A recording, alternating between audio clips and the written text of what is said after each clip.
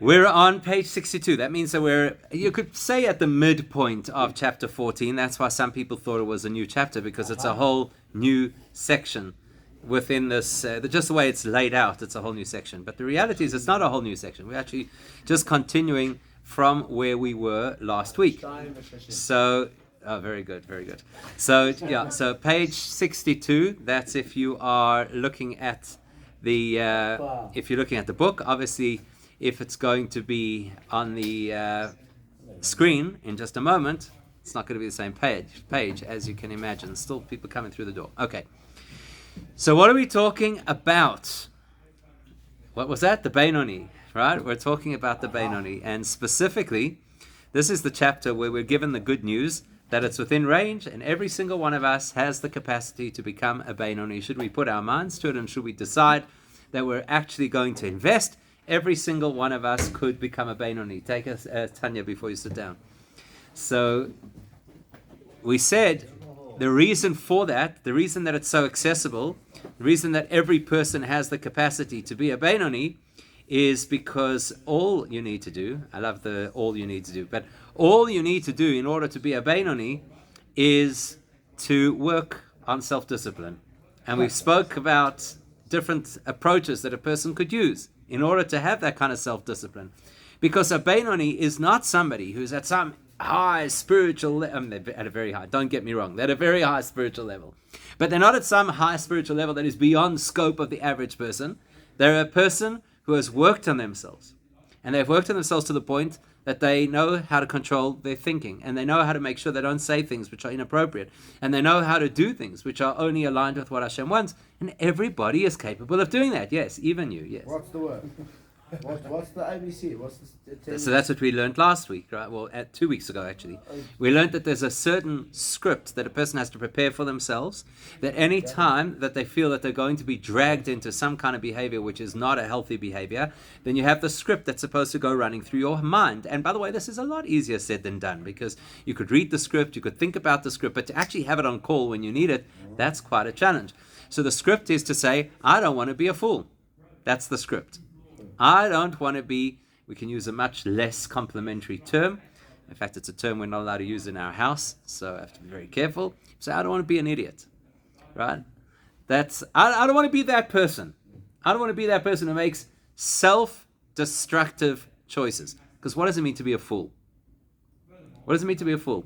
It means to make decisions that are not in your own self-interest. Can I say slightly differently? We see, we've got all kinds of input over here this week. You don't necessarily need a script. You need to take yourself out of that position.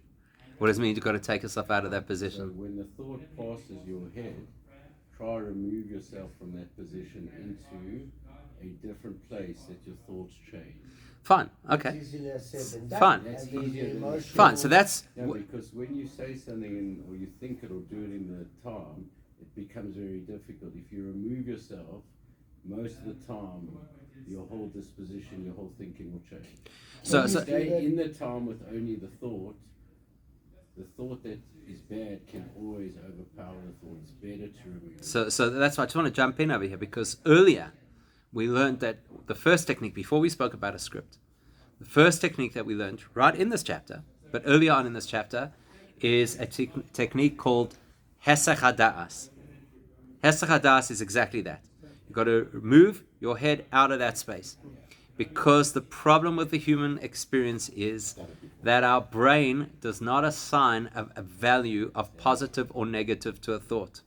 It just follows the thought. So we did discuss this before. So for example, the person who says, don't think of a pink elephant, now all you're thinking of is a pink elephant. So in the same way, the person who says, don't do that thing, there's a particular behavior that I shouldn't do. So you say, don't do that behavior. Your brain is hearing that behavior. And it doesn't have that distinction of yes or no. It's just fixating on that behavior. Whereas if you literally change channels, then you can move your brain somewhere else.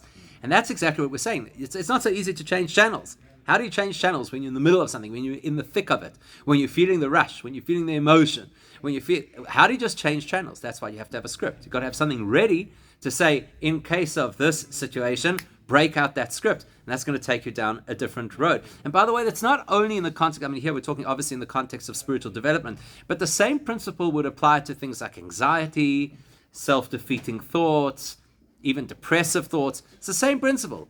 When you're in the thick of it, it's extremely difficult to try and change tack. But if you have a script ready, you can pull on that script and you can apply it, and there you go. So that's why we're talking about this idea of having a script, and the script that he's used so far in this chapter is, I don't want to be that fool. I don't want to be that person who makes such poor decisions that are not in my own self-interest. When we say self-interest, we mean spiritual self-interest. So that's you got to kind of have this ready to go. I think it'd be very nice to allow the Augustus to sit a bit closer.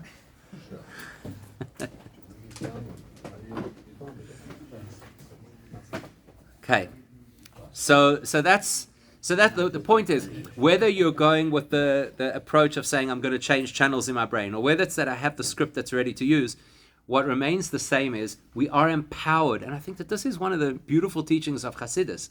We're empowered. People have been brought up on a diet of disempowerment.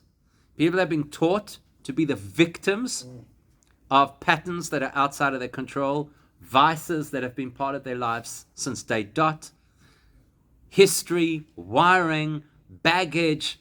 That's how people have been educated in our world. Poor you. You're a victim. You've got this problem. You are an anxious person. You are a depressed person. You are a narcissistic person. You are an impulsive person. All these kind of descriptions that we give this person the label and we say, now that's the part of you that you could never fix. And that's what happens to people. You know how often I get this? Rabbi, I'm not, ... I'm not. I'm not so religious. I'm not so spiritual. I'm not so motivated. I'm not so disciplined. Well, that's exactly the premise of the Benoni, is that we are empowered people. That the script of who we have been up until this point does not have to be the script of who we are going forward. That's what it means to be a fool. What do they say? What's the conventional definition of a fool that people often use? Someone who does the same thing time Exactly. and time again, Expecting different results. Somebody who does the same thing time and again, expecting different results. That's what it means to be a fool. What's the script that we're using over here to protect ourselves spiritually? Don't be a fool. Meaning, don't repeat the same self-defeating behaviors again and again with some kind of wistful belief that somehow it's going to come right. And that's what we tell ourselves. One day I'll be good. I don't know if it's no tomorrow. Some people can't even put that level of definition on it. But one day I'll be okay. One day it's going to somehow magically fall into place. The rainbow at the end of... The pot of gold at the end of the rainbow, right? So that's the message over here. The Benoni message is anybody could be a Benoni. It's an extremely advanced state. It takes a tremendous amount of focus and effort. But if I recognize that I'm an empowered person, then I could become a Benoni. Again, maybe not today, maybe not tomorrow, but it's in my sphere, it's in my range of possibilities. The disempowered person is person says, I could never be a Benoni. How's that ever going to happen? Me, do you know me? Do you know where I come from? I don't even know how to read Hebrew. How do you expect me to be a Benoni? Or the person who says, I could never go without this particular food in my life, or whatever it is. Everybody has this rationalization that we use in our brains to say this is why I can't be X and Y. The whole premise of Tanya is that we are not prisoners of circumstances. You know that story, it's a beautiful story. When Chief Rabbi Jonathan Sachs was a student at Cambridge, and it was a very interesting period in his life where he decided that he wanted to travel through the United States and meet as many Jewish leaders as he possibly could to learn about Jewish leadership and about Torah wisdom and all that kind of thing. So on his travels, he lands up in New York, and he has a yechidus, a personal audience with the Rebbe.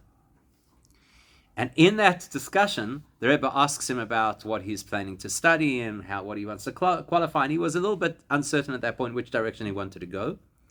And the Rebbe advised him that he should get involved in Jewish outreach on campus at Cambridge. And you've got to watch this. You can see it online, where Rabbi Sachs tells the story.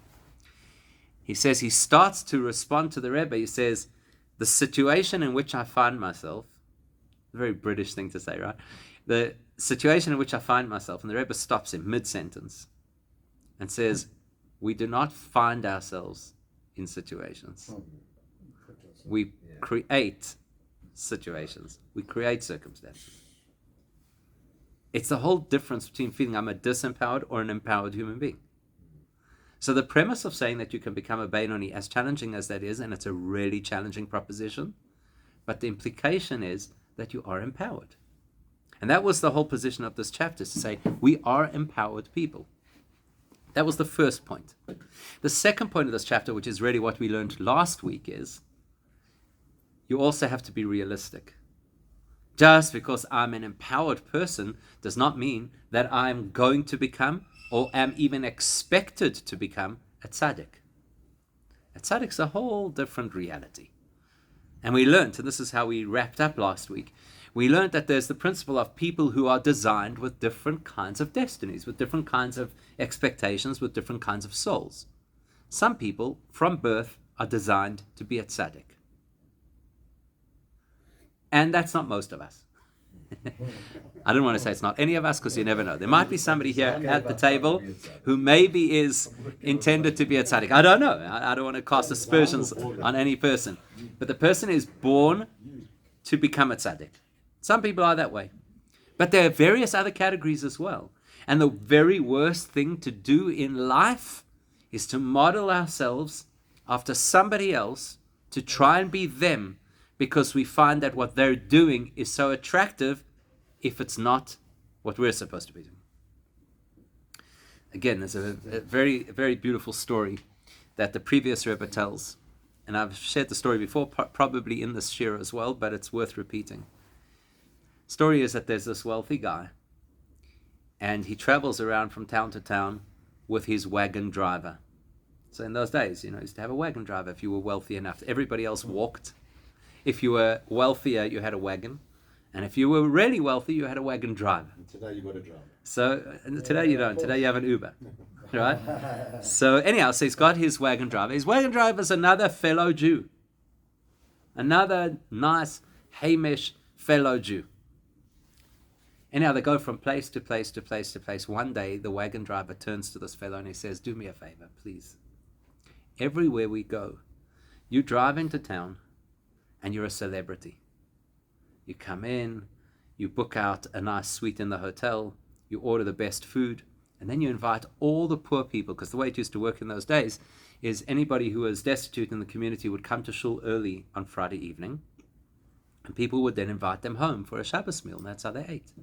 This fellow would arrive, whenever he arrived in town, he'd invite all of the poor people before anybody else got there, and he'd make this lavish feast for them. And the poor wagon driver would spend his afternoon getting ready for Shabbos, feeding the horses, grooming the horses, making sure that they have a place in the stable, whatever. So he says, do me a favor, one time, let's just, before we get into town, let's switch clothes, switch positions. Let me at least have the nachas once to feel like you feel. So the wealthy man is obviously a very generous spirit, and he says, okay, you got a deal. So about a kilometer out of town, they quickly swap their clothing, and the rich man gets into the driver's seat. He's trying to control the horses. Can you imagine? And they pull into town, and this wagon driver has a Friday like he's never had in his life. It's a few hours before Shabbos, and he has nothing to do, not a worry in the world. So he goes there to the local mikveh, the local bathhouse / mikveh, because people have bathrooms in their own houses. He goes there and he's luxuriating. He's never had such an experience. The water's hot, it's still clean. It's a pleasure. He sits there, gets ready for Shabbos, goes to the shops, orders the finest food, has it delivered to his hotel, walks into shul. He's never been to shul this early on a Friday in his life. He's the first person in shul. He can't believe it. Sits there, takes out a Tehillim, starts reading Tehillim. And one by one, the poor guys start arriving at shul. He says, you'll come to me for Shabbos, you'll come to me for Shabbos, you'll come to me for Shabbos. Meanwhile, while this is happening, the wealthy man is trying to work out what you're supposed to do with horses. Has absolutely no idea what he's doing. He's trying to pull the horse this way, it's going that way. He's trying to get it to the stable, it's not listening. He's trying to feed it, it's not eating. The next thing he knows, he slips, he falls in the mud, he's covered head to toe with all kinds of nonsense. He's got straw in his beard. It's a disaster, absolute disaster. By the time he eventually settles the horses, he just manages to get into the mikveh before they close for Shabbos. In, out, comes to shul looking frazzled and looking like one of the beggars. In the meantime, his wagon driver is sitting there like a king in the front row, surrounded by all these poor people. Okay. They go to Shabbos, and the wagon driver now has to run a Shabbos table with a whole lot of guests who he doesn't know. He's never done this before in his life. He's clueless. He doesn't know what you're supposed to do. How do you encourage conversation? He doesn't have a vort to give at the table. He doesn't know the songs too well. It's the most horrible Friday night. So this guy, the wealthy man, is battered and bruised and he can barely move and he's not enjoying Friday night. And the other guy who's trying to run a Shabbos table but has no idea how he's doing it, so none of his guests are enjoying it. The whole thing is a disaster from start to finish. Nebuch, unfortunately, not long after this, both of these people pass away. They come upstairs. And now there's an analysis of their lives. And they obviously did many good things and maybe some not so good things, But eventually, you know how it is, obviously, they must go chronologically, right? All the stuff we forgot, they start with that.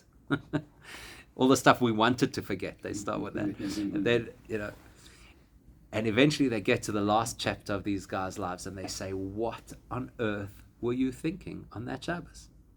What were you thinking? Your mission, the reason your neshama came into this world was to be a wealthy philanthropist. That's why you came into this world. Your job is to have poor people and to feed them and to look after them. That's your job. The other guy, why did your neshama come into this world? Your neshama came into this world to be a driver. That's it. Now you guys mixed it up. Your life was great until that point, but guess what? You got to go back and you got to redo this because you got it wrong. And it's such a profound insight that very often, especially in the age of social media, we spend so much of our time thinking that somebody else's life is what we should be living. And even in spiritual terms, that's possible. Because I want to be a tzaddik. Forget about it. You don't have to be a tzaddik. It's not a requirement. It's not what Hashem asks of us. Some people were put into this world to fight with themselves, obviously. To fight, to battle, to have an uphill spiritual experience. And you could still be a Benoni in that context, which is a highly developed state of human. So that's where we got up to last week. Question. Can I ask? Of course. What about role models? It's a really good question. So let's unpack the question. So what about role models? What about them? Yourself of someone else because people learn that way. Okay, so let's take this from a very interesting angle. The Gemara says, so it's a great question, right? What about a role model? You're supposed to have a role model, and sometimes the very best way to learn is from a role model, because we have examples in Jewish tradition where sometimes the way that you decide what the law is not based on what the book says, but what the person does. So sometimes you need the role model in order to know what's correct. There are people who have a tremendous amount of book knowledge, but they actually get life wrong despite their book knowledge. That's why you have to have a role model. So what's the difference then between trying to emulate somebody in an unhealthy way and trying to follow a role model in a healthy way? What's the difference? So here's an example. The Gemara says that every single one of us has a responsibility to say, the expression that it uses is, Mosai yavoyu maisai, lemaisai avoisai Avram Yitzchak v'Yaakov. When will my deeds reach the level of the deeds of Abraham, Yitzchak, and Yaakov? That's a role model, right? Abraham, Yitzchak, and Yaakov are role models. And the Gemara is telling us that we're all supposed to be thinking, when am I going to reach the point that I'm living like them? That sounds like the Gemara is saying, when will I be like them? But it doesn't say that. It says, when will my behavior, when will my deeds be like theirs? That's the distinction. A role model is somebody I want to emulate in terms of behavior. I want to learn their good traits. Here's a person who's incredibly accommodating, incredibly tolerant, generous, disciplined, learned, whatever it is. I want to be like that. I also want to be very tolerant, accepting, disciplined, whatever the particular thing is that I'm trying to role model. Doesn't mean I have to be them. And it's an incredibly important distinction to make, that while we can, and not only can, we are required to learn from role models, we should never conflate that with becoming that person. We have to be the best version of us. Okay, so it's a very important distinction. It's a great question. It's a very important distinction. So now that we have this information, we're going to get to the next part of our conversation today, which is we're at the point in Tanya where we start going back to revisit issues that he raised right at the beginning of the book. One of the issues that he raised right at the beginning of the book, in fact, it's the first line of the book of Tanya, is that there's a Gemara that tells us about the promise you made before you were born. Do you remember making a promise before you were born? No, obviously not. Nobody remembers anything about before they were born, because most likely the thing that you remember, if you did remember something before you're born, would be something like, no, I don't want to go, right? Maybe that's why babies are born crying, because they're who wants to be here once you learn what this world is? So what's the promise that we were made before we were born? The Gemara tells us what that promise is, and now we're going to revisit that promise, because the first time that we encountered it, we didn't really understand what it was talking about. We knew it in very, very generic terms. Now we have a lot more information, so we can go back and revisit this particular promise that we made. So what's the promise? This is what the Gemara says. Mashbien oisoi, they, whoever they is, the heavenly team of Soul Dispatch, I don't know exactly who the team is, right? But they, mashbien oisoi, they administer an oath to him, the person, the individual who's about to be born. And the nature of that oath is, tehi tzaddik, promise, swear that you will be a tzaddik, ve'al tehi rasha, and that you will not be a wicked person. Okay? Swear that you will be a righteous person, and that you will not be a wicked person. How can you do that? So 1 second. Before we get to questions, we're going to take your questions in 1 second. He's swearing, yeah. So before we take the questions, because there's a lot of questions, and we raised some of these questions when we were still in chapter 1, so we're revisiting. It's time to raise those questions again. So before we get there, let's just try and understand in simple terms, before you learned any Tanya in your life, what does the promise mean? To be a good person. Promise that you'll be good. Promise that you'll be good. It's exactly the same conversation that parents have when they drop their children off at a birthday party. Promise me that you'll be good. Promise that you'll behave. The first day of school, you know, the speech that you give the first day of school. Promise me that you'll behave. Or at least Try. you won't get caught. Right. Right? At least you won't get caught. Okay. So that's what it sounds like. Promise that you'll be good, and at the very least that you won't be bad. Okay, now questions. He's swearing. Question. What's wrong with swearing? Well, you can't take an oath. What mean you can't take an oath? Who says you can't take an oath? Who says you can't take an oath? What if you plan to break it? Hello. No, you're not born. It's a good oath to take. They You're are making a promise to try to be good. right. and They're if good you're not, promises and they're Try bad it. promises. You can't try because you No, either you're are making good or you before are So how you're do we born, annul all our making oaths a and promise. Well, no, to we be don't. First of all, we don't annul all. We're very clear in the text. We say we annul those promises that we made either without paying attention to what the nature of the promise was, or promises that we got involved in and realized that they're not sustainable for us. That's effectively what. There's no blanket problem with making a promise, taking an oath. It's not a blanket problem. It's actually a positive mitzvah in the Torah under certain circumstances to take an oath. That's not a problem. I thought you were asking something else. When you said that, how could you take an oath? I thought you were coming from a different angle. So that's the angle. What's the angle? Well, I want to see if anybody has the angle. What's the angle? Well, the angle is that if you make an oath, or you want to say to fulfill a mitzvah of this nature, if there are circumstances beyond your means, Hashem takes it as your mitzvah is fulfilled. Okay, Well, so even if you into the haven't world- fulfilled the mitzvah? Yep. Depends Because why your you intention. So 1 second. So let's take that back one step. Just sorry, before we go down there, let's take it back one step. What? Just take it back one step. So there's a possibility that you make a promise, an undertaking, and then you cannot fulfill it. Okay? See the difference? There's a possibility. There's a possibility of making a promise and not fulfilling it, which is a little bit malicious. And then there's the possibility of making a promise and you cannot fulfill it. Right. So let's use an example. Let's say that a person says that they promise that they're going to wear tefillin every single day for the rest of their life. Okay? Good one. Then they, God forbid, break their arm. Now they can't put tefillin in on. the morning and they Right? forgot their Use tefillin. your arm. Someone can. They don't make up halachas over here. It's not so Only put simple, on their head. right? Exactly. There you go. So now you got to, right? There's a person who made a particular undertaking. They made a vow, and now there's circumstances outside of their control. You know, it's like the old question everybody asks, right? So if a person injures their arm and they cannot put tefillin on their arm, so what's the law? You just put it on your head, right? Or God forbid, a person doesn't have an arm, you only put it on your head. What happens if a person doesn't have a head? Put it on. Then they ask questions about how you make oaths and whatever, right? Okay, so anyway, so what? One second. Let me just finish the point. 1 second. So the point is, you can't make an oath. You can't make an oath and expect to keep the oath if you don't know what it means.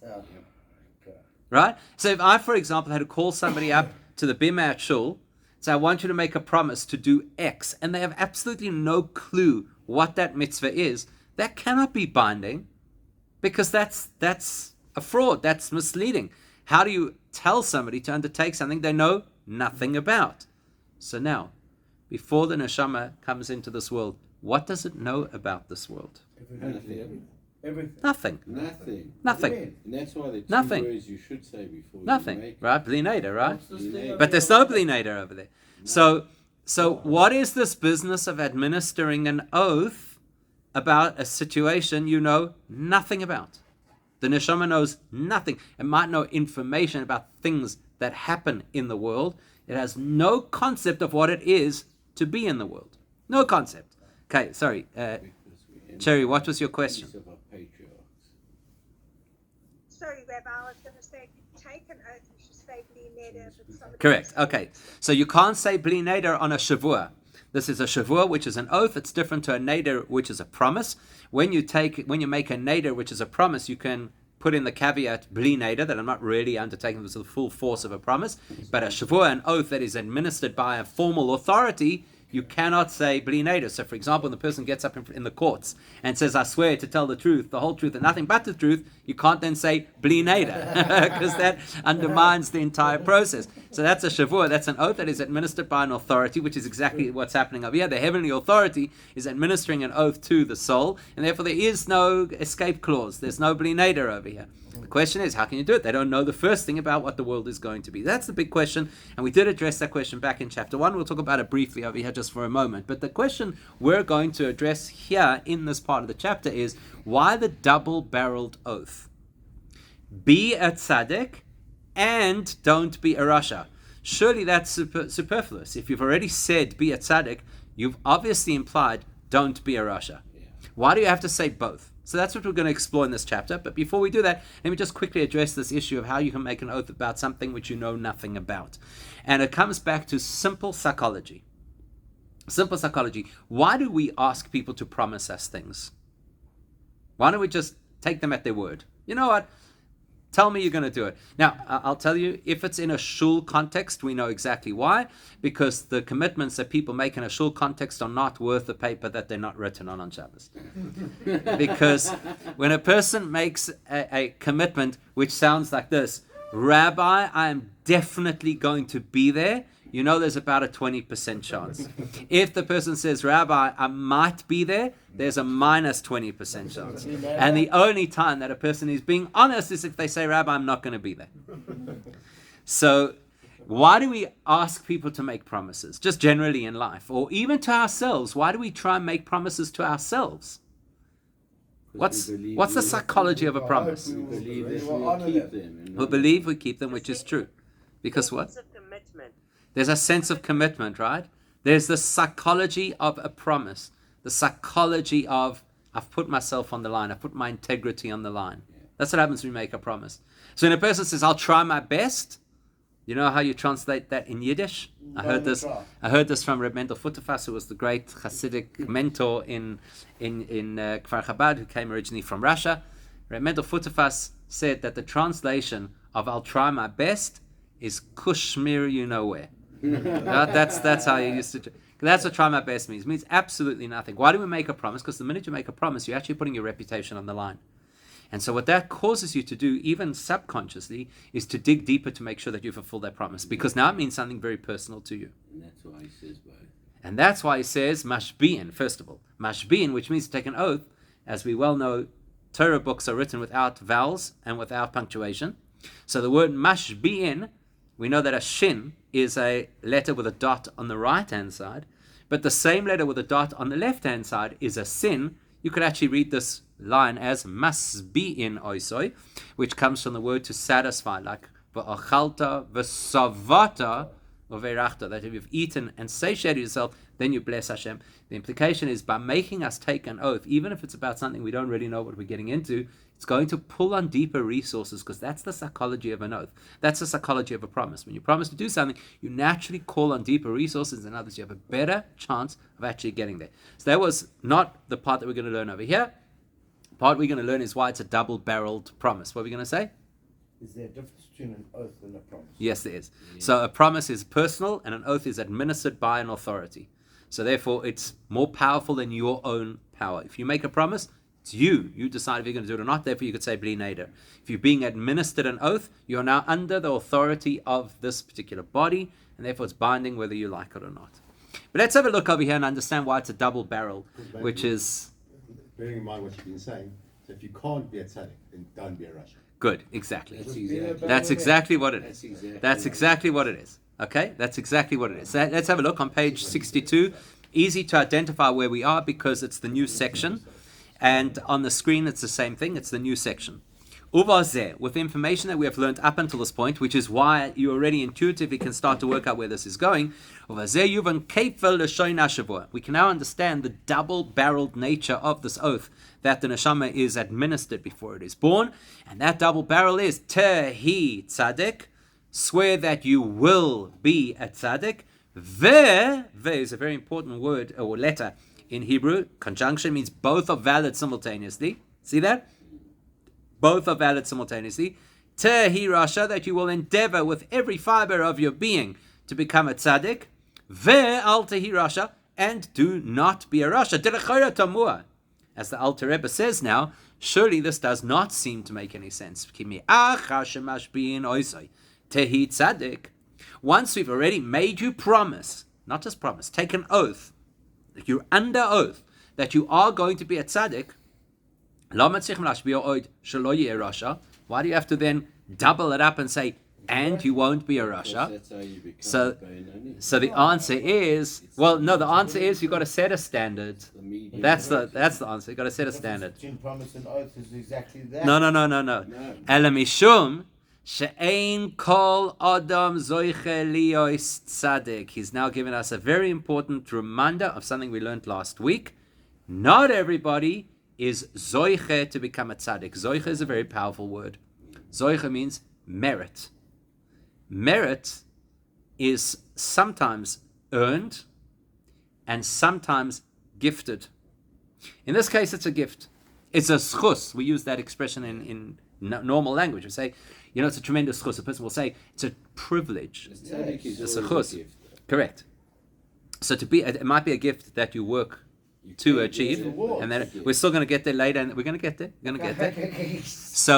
So the point is that to become a tzaddik, ein kol adam zoiche lozeh. Not every person gets to that level. You know what's really intriguing about this line? Is that in Hebrew, or I should say in Torah language, we have 4 titles that we use to refer to humans. You know what they are?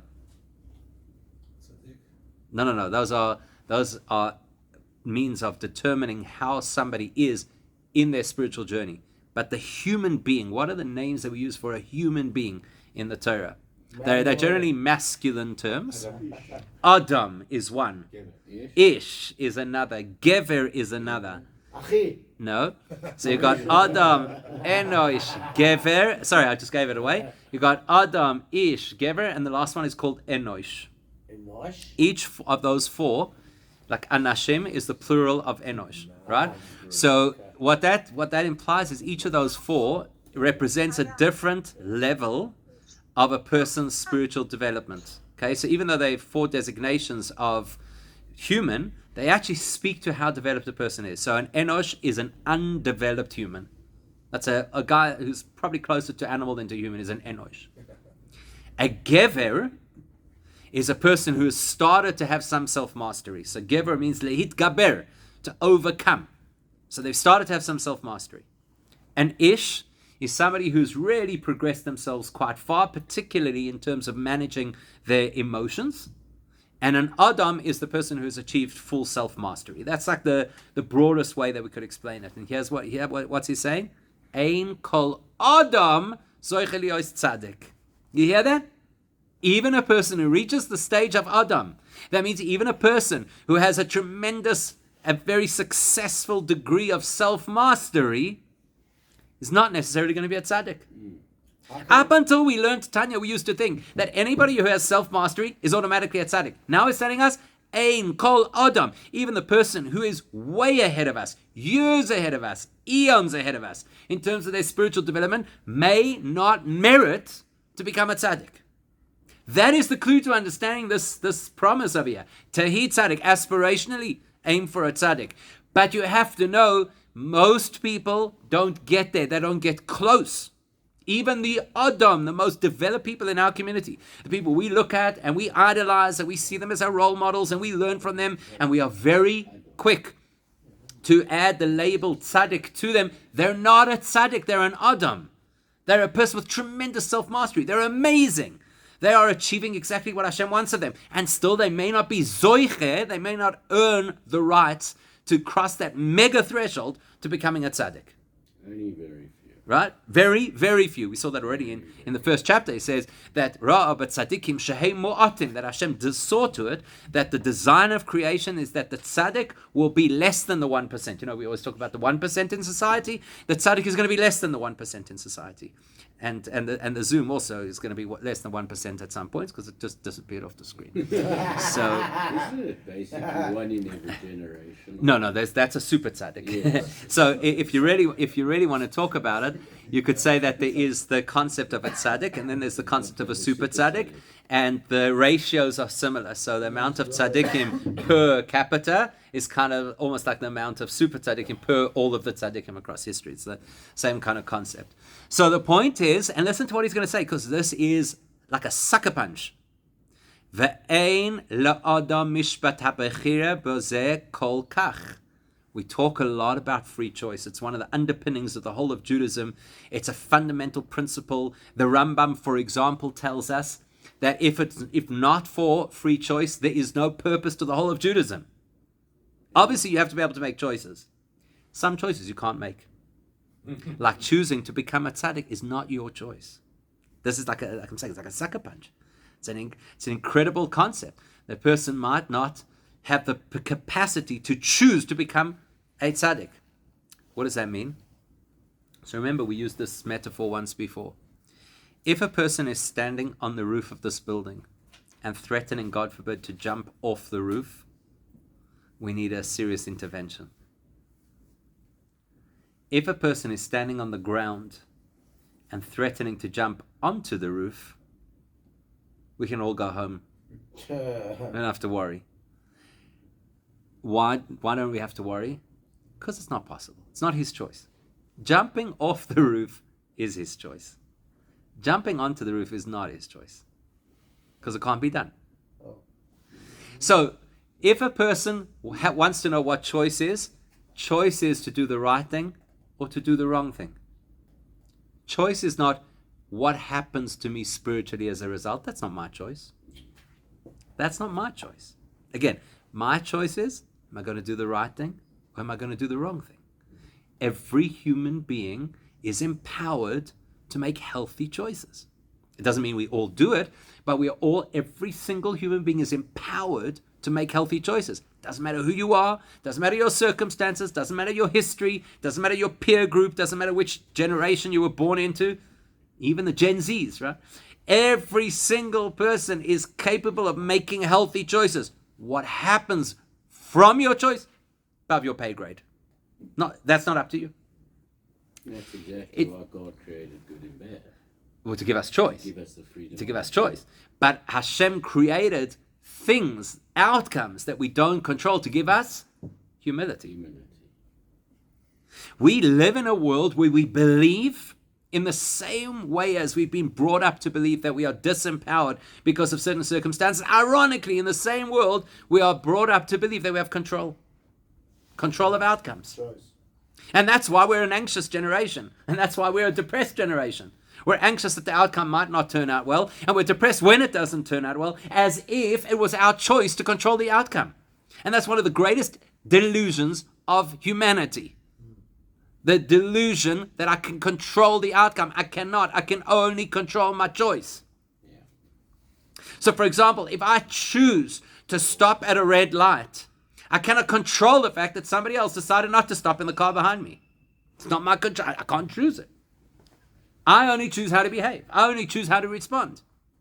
So everybody's always telling us you don't choose what happens to you. You only choose how you respond to it. Valid. But they don't tell us that you only choose what you're going to do in your life. You can't choose how that pans out. So therefore he says, you don't really have the choice of whether you turn into a tzaddik or not. You have the choice of whether you're going to make healthy decisions or not. But to become a tzaddik, God's business. And that's why it's not an aspiration. Well, the aspiration it is, as we'll see, but it's not a goal, and it's not a test of success or failure if we meet the tzaddik mark or not, because that is beyond our control. Now, next week we're going to finish the sentence, because we didn't finish the sentence. But next week we're going to finish the sentence by explaining, well, what part of it is not a choice. It's generic enough to say that the outcome is not a choice, obviously, because Hashem decides whether He blesses our efforts with success or not. But we're going to be even more specific about this and say, what about being a tzaddik is actually not my choice? And that will echo back something that we learned earlier in this chapter, which is you can control choices, you cannot control feelings. Okay? When I say you cannot control feelings, there are feelings that can be controlled, and there are feelings that cannot be controlled. But we'll come back to that. Please God, next week. Oh, mate.